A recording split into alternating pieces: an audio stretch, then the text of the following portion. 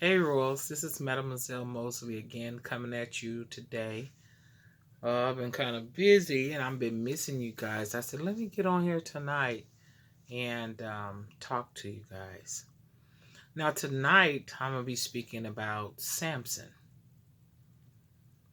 And the thing I want to say about Samson, because people always say Samson was stupid because he didn't know, he should have known. A lot of us should have known. But one thing that I learned from Samson is that you need to stop pillow talking with people.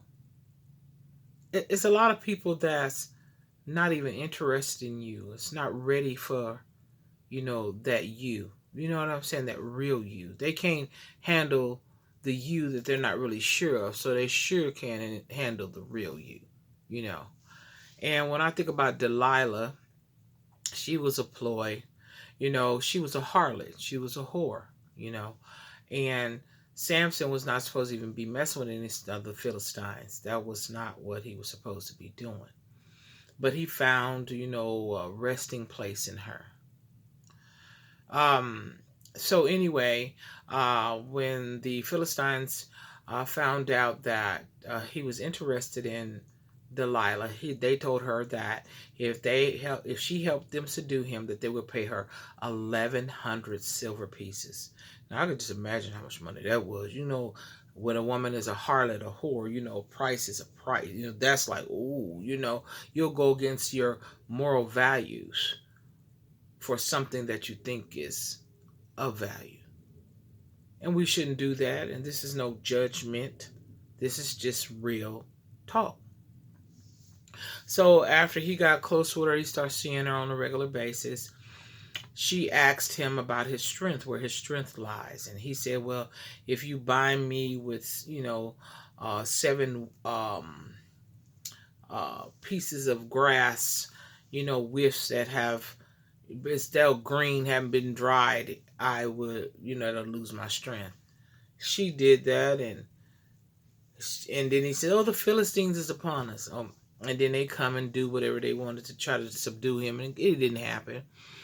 And then, she went on and he went on and told her two more things that weren't true. And she was like, why you mocking me? You know how them girls be like, why you treating me like that? I care about you. I love you. I would keep your secret. Your secret is safe with me. Your secret ain't safe with nobody but you when it comes to your strength. So eventually, Samson told her all his heart. That's what it says in the scripture.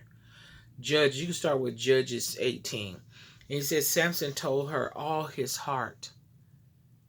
And that's when he told her his secret. And that's when he got subdued and they burned his eyes out. But the thing that caught me was this too, is that the night that she subdued him, that she tricked him, well, he fell asleep in her lap. So, because you like, well, why he didn't know, what I'm saying, feel them, it wasn't no clippers like in the bed, like we do now. It was probably some shears that was taken. And she probably went to sleep in her lap. She probably rubbing her hands through his head. So that feeling of her being in his head, when the man came in to do what he do, he probably didn't feel no different because she probably used the same movement. Sometimes when people are getting ready to do you, they don't change their moves. They make you become familiar with the moves, so that they become familiar to you, so they can get you. And I thought about that, and so, they put his eyes out, they put him on the grind in the prison, and y'all probably know the rest of the story, that Samson, asked the Lord to give him his strength one more time. He put his hands between the pillars and he killed every Philistine, however you want to say it, in the Colosseum that day, over 3,000. See, Samson was supposed to do that anyway, but see, anything that God has for us to do, we're going to get it done. It's going to get done regardless. We might try to do it our way and then it don't play out right, but it's going to get done. But another thing I was thinking about too is that when Samson met her, she was a harlot. And some people meet people on a certain path, of promiscuity or, a profession. Not knocking nobody's profession.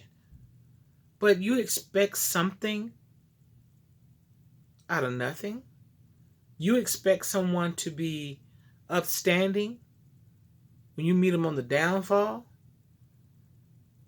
But sometimes we don't think that far, because especially when we get in our flesh and we get to feeling our way we feel about somebody, we think that because we're doing them good or we loving them like they should be loved, that they're going to receive that love.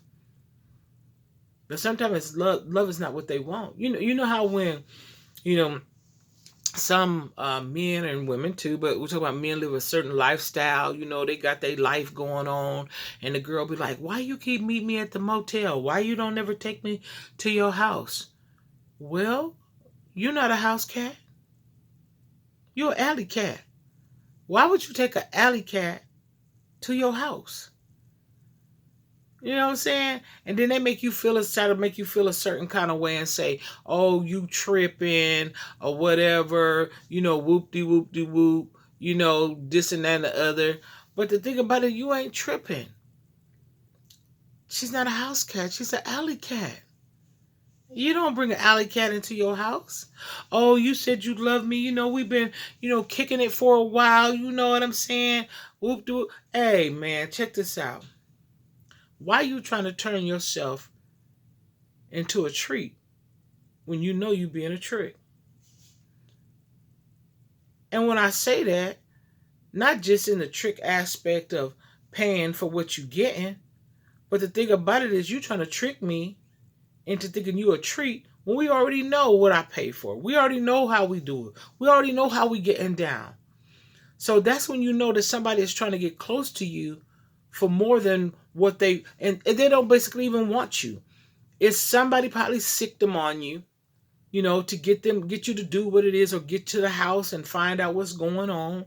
Because why you worried about, if you want to be with me, I'm with you. No matter if we're at the hotel or maybe we're at the motel or where we at the no-tail. You know what I'm saying? If it's me that you after, I'm right here. Why you got to go to my house? See, you got to start thinking. And then we got to understand this too, is that sometimes we let people in that don't need to be in.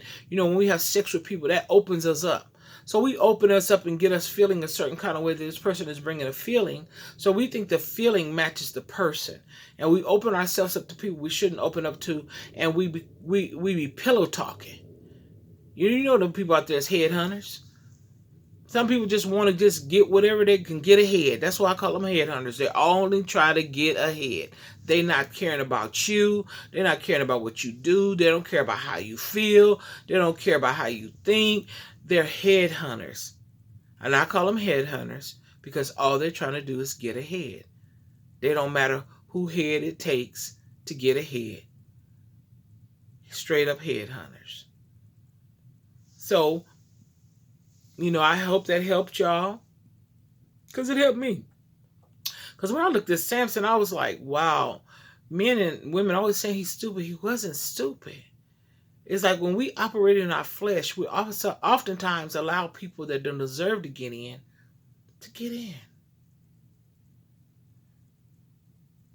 So like I say, get it before it gets you. I missed you guys. I hope that helped you. I'll talk to you soon.